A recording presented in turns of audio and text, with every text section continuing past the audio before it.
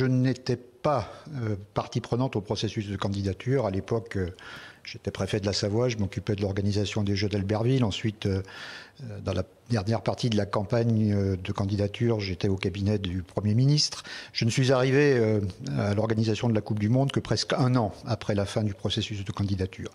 En revanche, j'ai beaucoup entendu Fernand Sastre, l'ancien président de la Fédé, coprésident du comité d'organisation de France 98 avec Michel, parler de ce qu'il avait vécu pendant cette période de candidature. Je me souvenais de façon un peu lointaine de ce qu'il disait sur sa rencontre avec Jack Warner lorsqu'il était allé défendre le dossier de candidature de la France comme il l'avait défendu auprès des autres membres du comité exécutif.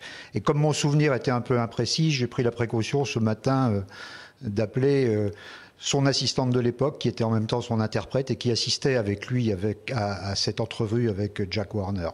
Et le souvenir de Dil Lanceau est extrêmement précis.